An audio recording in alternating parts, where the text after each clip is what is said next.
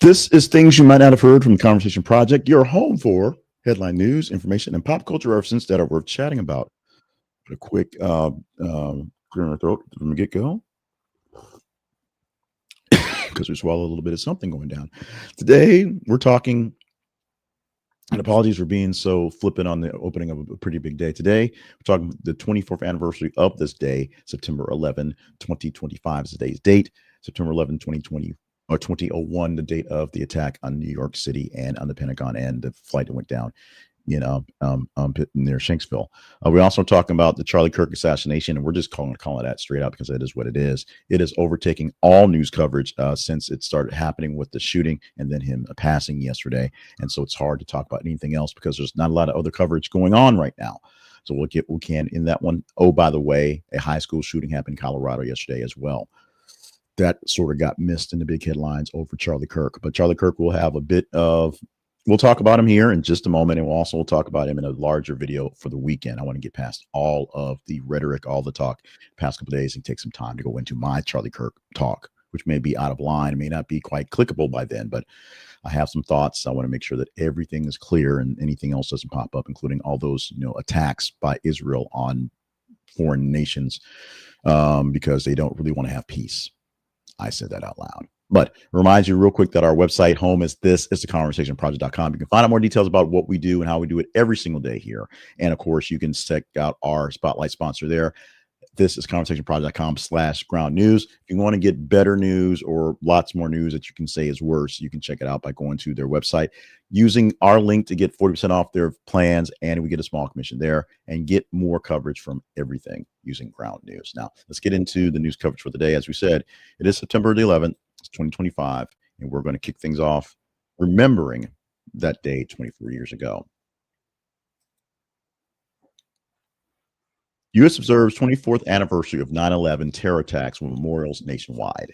9/11 anniversary is centered around name readings, 6 moments of silence, and a tribute of light with rituals that define the annual remembrance from the attack.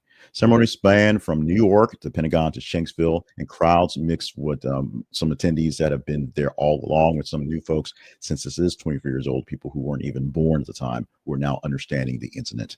The 9/11 Day service push turned memory into actions with volunteers around the nation packing millions of meals and organizing blood drives across 25 cities, working up towards this day this year.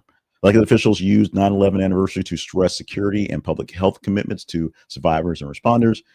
And reporting are going around right now because there's still issues that are Trump adjacent. Donald Trump wants to have federal oversight take over the 9/11 memorial because it's not great enough or something. We will see how this plays out in the upcoming days and the time that Trump has. Remember, Trump's only been president about 9 months, and we've got a whole lot more time to go before someone else takes over, unless he finds a way to stick around. We will see how these things plays out. The big thing for today is 9/11. As time passes on and we get further and further away from the actual incident, we do numb ourselves from this. There are people from older generations that wonder, why don't we take time to worry about D-Day anymore? That's because it happened over 80 years ago, and most of the people who are now living in history see that as ancient history. I'm only 50, so it happened 30 years before I was around. It's not relevant in that case. 9/11 happened while I was serving in the military. It is relevant.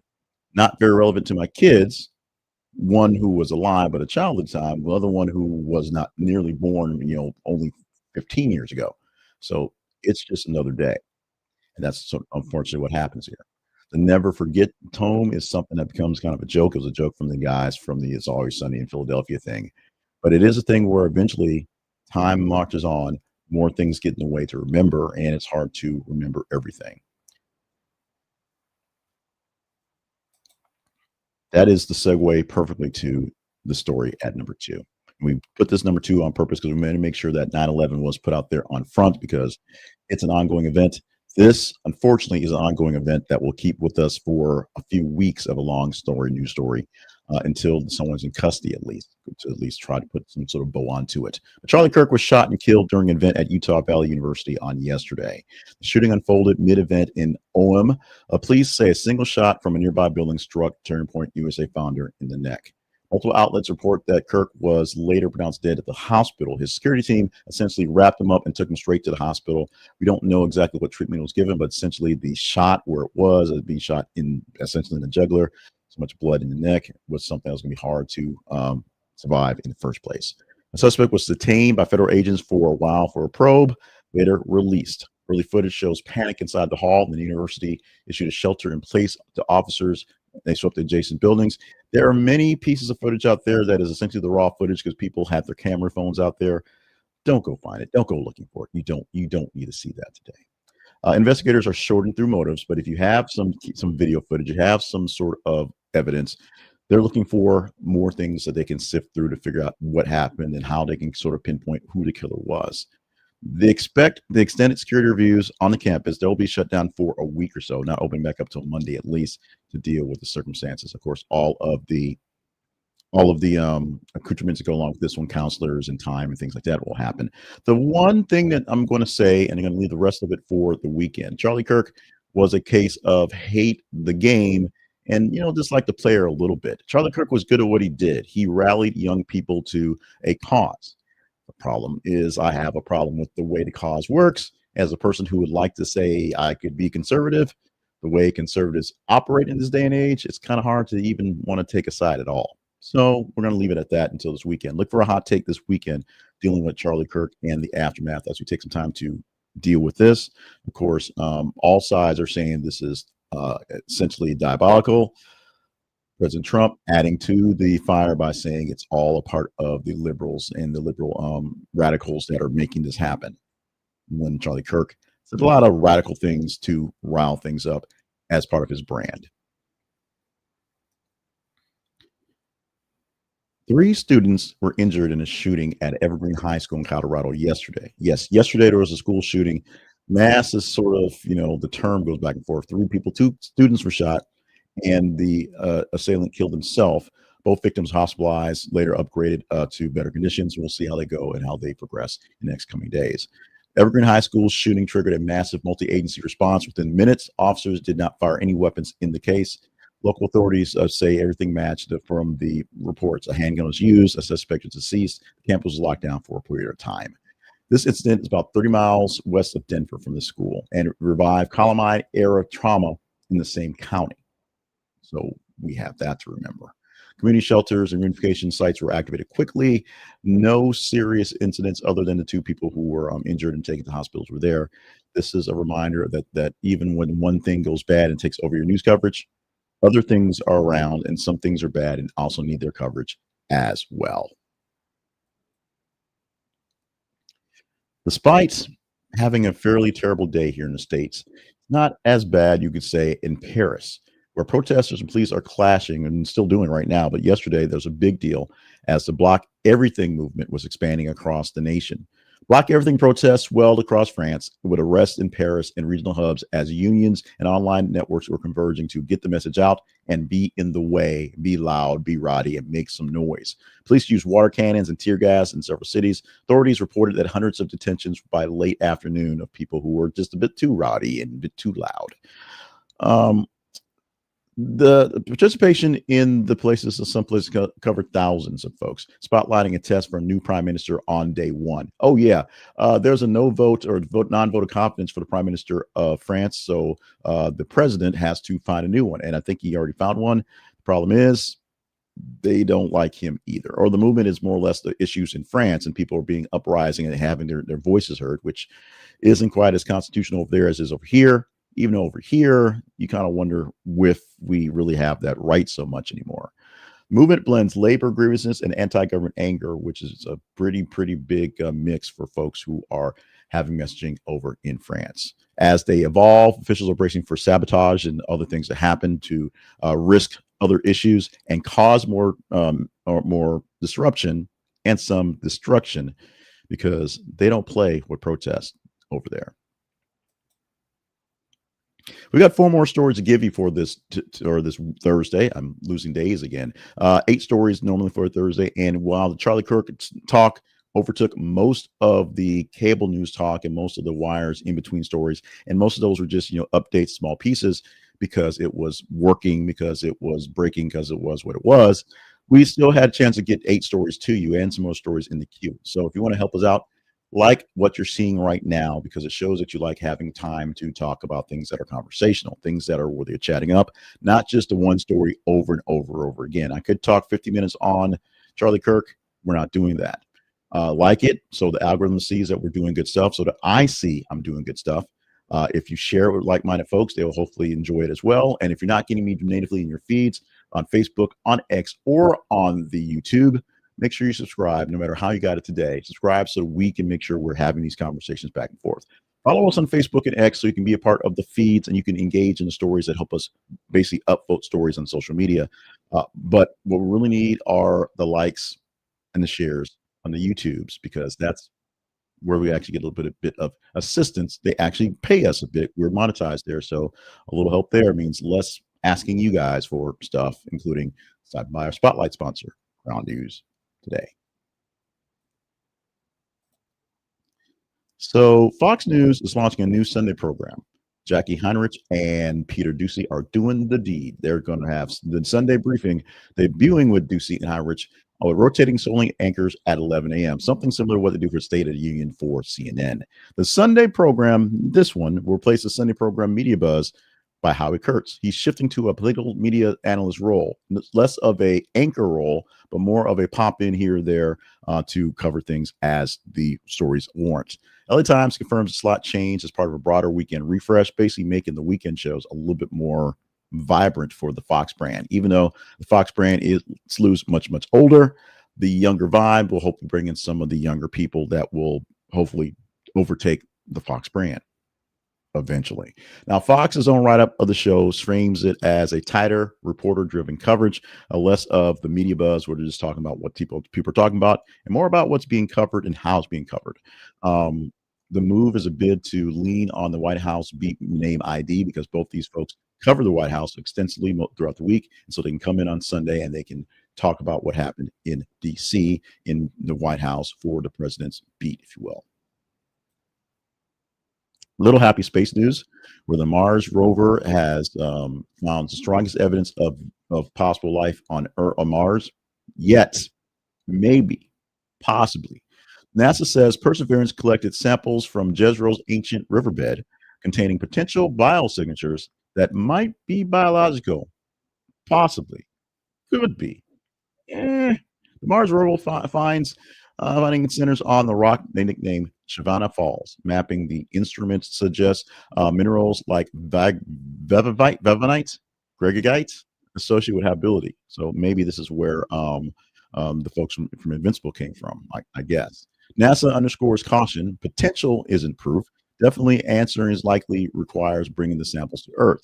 Can't quite do that yet. So once we get them here, we can actually look at them. In the meantime, we have the video evidence that may not quite be evidence, but it's the best evidence yet that we have from this, that scientists warn, don't overclaim, but it's looking better. More detailed papers will be published as the rover teams take time to actually look through this actual analysis. But for right now, we have better proof of some life on Mars, ancient life, possible life, maybe some life. Maybe.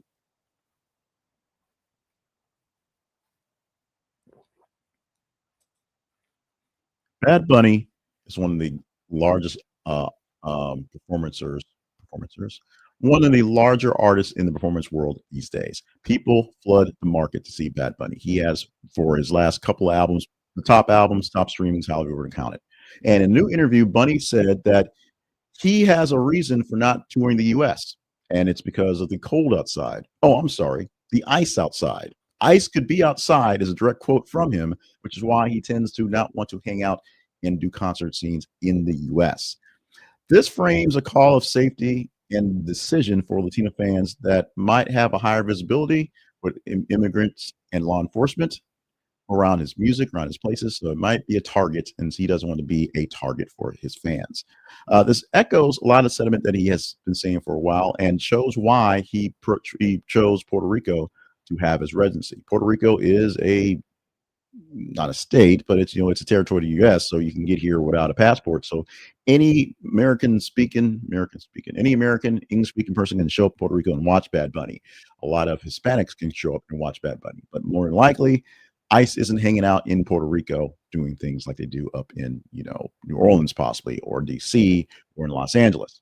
Because of that, he's happy with that one. Now, a world tour, which will include Latin America and Europe, are on the books starting on November 21st. No American tour dates, no U.S. continental tour dates are on the books at the moment. And yes, Bad Bunny understands that this is political commentary, but it's what he has been saying all along. He ain't nobody different. He's saying what he's been saying all along. News that you probably rather not care about, but it was a kind of a slow news days. But this is also an interesting one because of who is in it, and it's Elon Musk, but it's actually Ellison, but it's really Elon Musk. Larry Ellison has now become the world's richest person as Oracle stock is soaring, going past Musk. Asterisk. A historic Oracle surge in the stock vaulted Larry Ellison to the world's richest title, edging him past Elon Musk, says Bloomberg. The page from Barron's magazine also pegs Ellison's net worth around $400 billion after the blowout move for the stock rising for Oracle these days. The jump is tied to AI infrastructure contracts and record rallies in Oracle shares. People are pumping it up, so it might be dumped soon. But in the meantime, Larry Ellison is back to being top in the billionaires rankings. Axios and other charts also that Ellison is the leader. So most people are agreeing on what's going on. The richest person basically switch underscores how AI cloud narrative is reshaping market caps and personal fortunes. Anyone with AI in their business, AI in their DNA, AI as part of a stock price, are seeing things go up as AI fluctuates going up and down. Right now, AI is on the upside, and ironically, Musk's AI is not doing so well.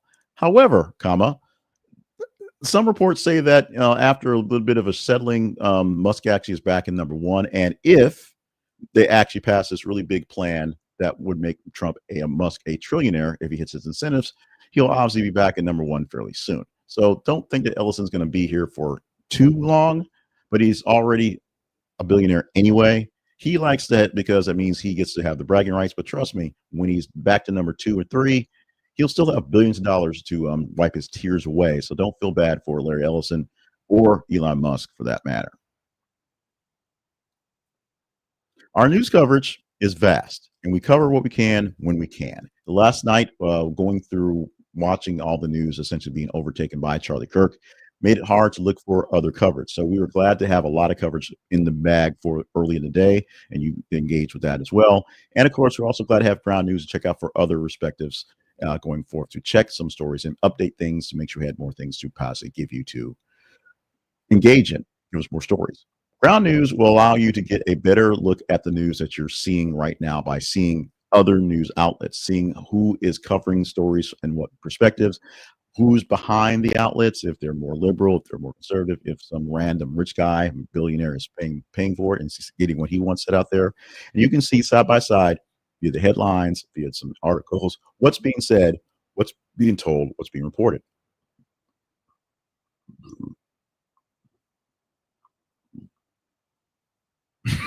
In the meantime, pay for their Advantage plan, you get even deeper details, including their blind spot feature, which allows you to see what stories are being overly played out by certain venues, the left or the right, and what stories they want you to see more of and what they don't want you to see more of.